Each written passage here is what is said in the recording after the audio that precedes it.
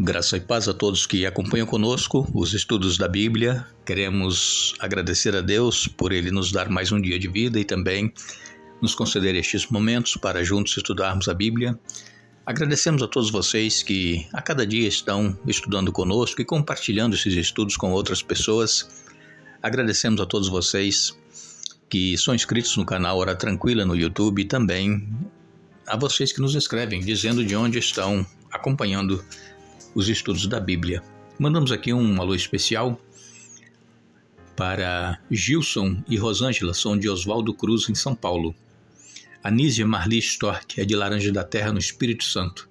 Sinália Nascimento é de Salvador, na Bahia. Roseli Menezes é de Areia Branca, Sergipe. Niege Gomes é de Paulista, Pernambuco.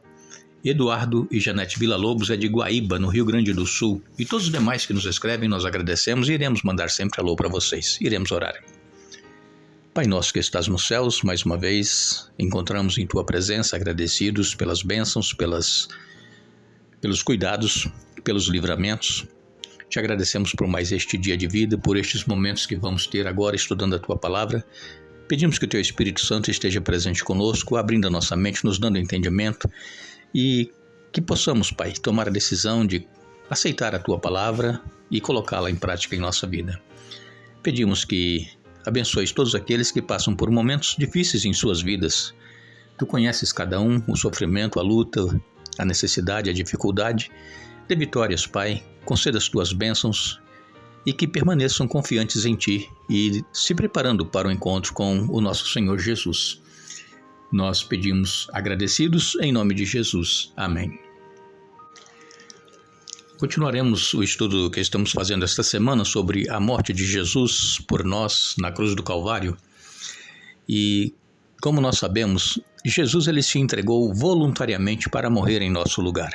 E esta decisão já havia sido tomada antes da fundação do mundo, antes de Deus criar este mundo, o universo e também o ser humano. Deus já havia tomado a decisão que se o ser humano que ele iria criar viesse a pecar, Jesus viria para morrer em lugar do ser humano pecador, pagando o preço da morte eterna, essa morte que Jesus morreu. E como nós conhecemos lá no Antigo Testamento, o povo de Deus foi instruído a oferecer sacrifícios diários a Deus pelos pecados. E aqueles sacrifícios, o cordeiro que morria, simbolizava Jesus que haveria de vir e morrer em lugar do ser humano. E isso aconteceu exatamente naquela sexta-feira da Páscoa, quando Jesus voluntariamente se entrega para morrer, cumprindo a profecia bíblica que naquela sexta-feira daquele ano, o cordeiro ele seria morto em lugar do ser humano.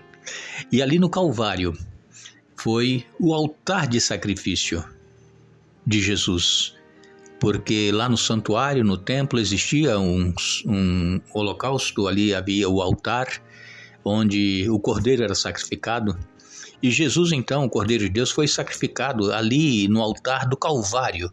Interessante que o Calvário, irmãos, fica pertinho do Monte Moriá, onde Deus havia pedido a Abraão que sacrificasse o seu filho Isaque. E Abraão, no coração, na mente, ele já havia sacrificado, porque quando ele levantou a mão para poder tirar a vida do seu filho em sacrifício, um anjo segurou a mão de Abraão e disse: "Não faças tal, agora eu sei que você me ama." E então Abraão olhou para trás e viu um cordeiro preso pelos chifres, entre um arbusto, e Abraão então sacrificou aquele cordeiro. Deus providenciou o cordeiro para Abraão para que ele pudesse oferecer o sacrifício, mas no coração Abraão já havia sacrificado o filho Isaque. E Jesus, ele então, no Calvário, ali no Gólgota, na cruz, foi o altar de sacrifício por toda a humanidade. Todos os pecados daqueles que reconhecerem serem pecadores e confessarem serão perdoados. Jesus, como nós lemos ontem em João 3,16, Deus amou o mundo de tal maneira que deu o seu Filho unigênito, para que todo aquele que nele crê não pereça, mas tenha vida eterna. Então Jesus morreu por todos os seres humanos do mundo, mas todo aquele que crer não irá perecer, mas irá ter a vida eterna. Então, muitas pessoas pensam que Jesus só morreu pelos crentes, pelos cristãos. Não, Jesus morreu por todo ser humano. Existem muitos países aí que eles não adoram o Deus que nós adoramos, adoram outros deuses, adoram Buda, adoram Confúcio, pessoas que morreram, foram seres humanos que morreram, estão sepultados, mas nós adoramos um Deus que está vivo, um Deus que veio a este mundo na pessoa de Jesus Cristo, morreu por cada ser humano, mas ressuscitou ao terceiro dia. E ele, antes de voltar para os céus, ele fez a promessa que ele estava indo, mas que ele vai voltar para nos buscar.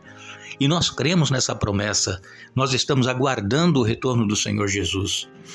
E mesmo aqueles que creram no sacrifício de Jesus e já descansam no Senhor, serão ressuscitados quando Jesus voltar para se encontrar com ele e com todos nós, familiares, parentes, amigos, todos nós nos encontraremos e subiremos para viver para sempre com o Senhor. O apóstolo Paulo, em 1 Coríntios, capítulo 1 Coríntios, capítulo 1, versos 18 a 24, ele fala aqui sobre o significado da cruz. Olha o que Paulo diz: a mensagem da cruz é loucura para os que se encaminham para a destruição, mas para nós que estamos sendo salvos, ela é o poder de Deus. Como diz as Escrituras, destruirei a sabedoria dos sábios e rejeitarei a inteligência dos inteligentes. Diante disso, onde ficam os sábios, os eruditos e os argumentadores desta era? Deus fez a sabedoria deste mundo parecer loucura, visto que Deus, em sua sabedoria, providenciou que o mundo não o conhecesse, por meio de sabedoria humana, usou a loucura de nossa pregação para salvar os que creem. Pois os judeus pedem sinais e os gentios buscam sabedoria. Assim, quando pregamos que o Cristo foi crucificado, os judeus se ofendem e os gentios dizem que é tolice. Mas, para os que foram chamados para a salvação, tanto judeus como gentios, Cristo é o poder de Deus e a sabedoria de Deus. E então diz aqui no verso 25, pois a loucura de Deus é mais sábia que a sabedoria humana e a fraqueza de Deus é mais forte que a força humana.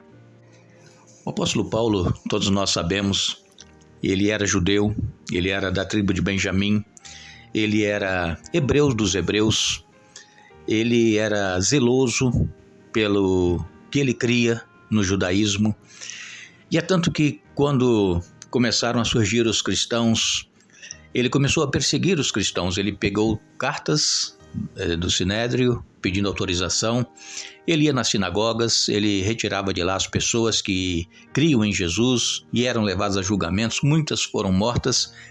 E Paulo, ele era zeloso, ele cria naquilo que ele vivia. Ele achava que estava certo, mas ele teve um encontro pessoal com Jesus no caminho de Damasco.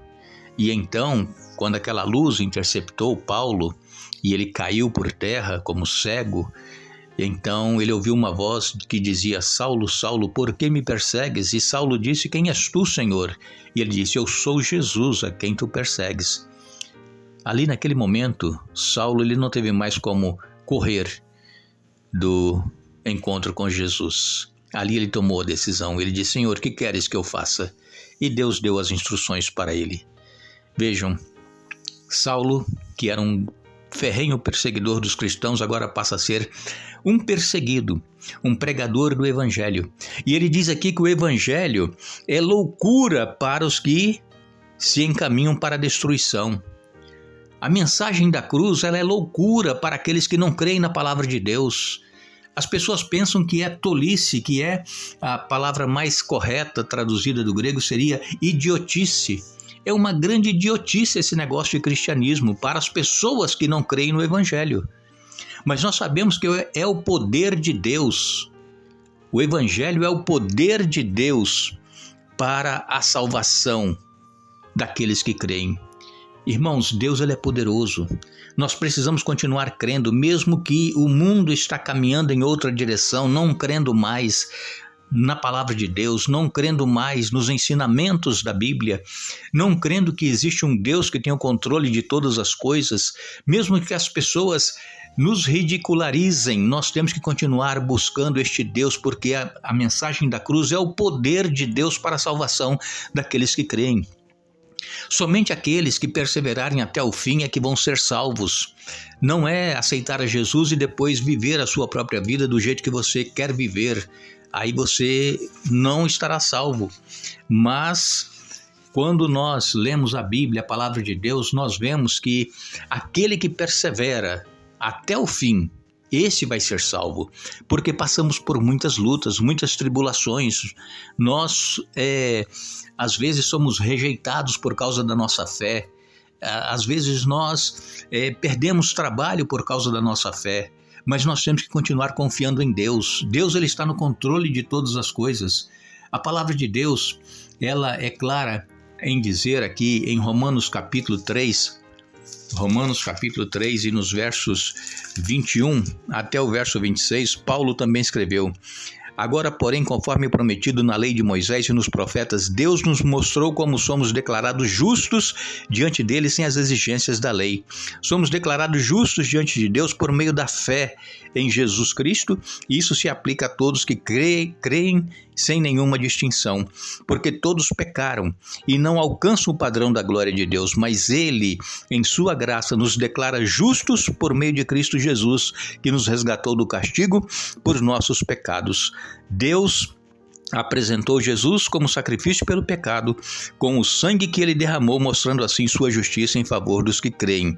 No passado, ele se conteve e não castigou os pecados antes cometidos, pois planejava revelar sua justiça no tempo presente, e com isso, Deus se mostrou justo, condenando o pecado, e justificador, declarando justo o pecador que crê em Jesus. Romanos 3, 21 a 26. Então aqui, nós somos declarados justos pela fé em Jesus. É como nós temos dito, a salvação ela é pela graça, não é pelos méritos do que nós fazemos. Nós temos que aprender isso. Não é porque eu vou à igreja, não é porque eu ajudo na igreja, não é porque eu devolvo o dízimo, não é porque... Não, a salvação é pela graça, através da fé. Não é pelo que nós fazemos. É claro que quando nós somos salvos, nós vamos praticar as boas coisas. E então, o apóstolo Paulo, ele em Romanos 6, versos 22 e 23, ele diz: agora, porém, estão livres do poder do pecado, se tornaram escravos de Deus, fazem aquilo que conduz à santidade e resulta na vida eterna, pois o salário do pecado é a morte, mas o dom gratuito de Deus é a vida eterna em Cristo Jesus. Então, aqui em Romanos 6, verso 22, ele diz que agora, porém, estão livres do poder do pecado, quando nós aceitamos a Jesus e nos tornamos escravos de Deus. Somos livres para adorar a Deus agora, fazendo aquilo que conduz à santidade. Foi o que eu disse, quando nós somos salvos por Jesus, nós fazemos aquilo que conduz à santidade, aquilo que é bom, aquilo que é reto. Não é mérito nosso, não é para a nossa salvação, porque a nossa salvação já foi paga na cruz do Calvário pelo nosso Senhor Jesus Cristo. E a nossa única esperança de vida eterna é a cruz. Precisamos crer naquele sacrifício que foi realizado por Jesus na cruz do Calvário. Ali está a nossa única esperança, a morte de Jesus na cruz. A cruz, ele é o único antídoto contra uma futura rebelião do universo. Este é o significado da cruz, o amor de Deus por cada ser humano. Jesus pagando o preço do nosso pecado para que possamos ser salvos. Como disse ontem, Jesus ele não veio para condenar, ele veio para salvar. E ele quer salvar a mim, quer salvar a você. Vamos aceitar este dom, este presente, ou vamos rejeitar? Cabe a cada um de nós a decisão. Que Deus nos abençoe, que Deus nos ajude a entendermos este sacrifício de Jesus por nós. E retornaremos amanhã para concluir o estudo da semana, mas não nos esqueçamos. Jesus ele disse: eu sou a ressurreição e a vida. Quem crê em mim, ainda que esteja morto, viverá. João capítulo 11, verso 25. Que Deus nos abençoe.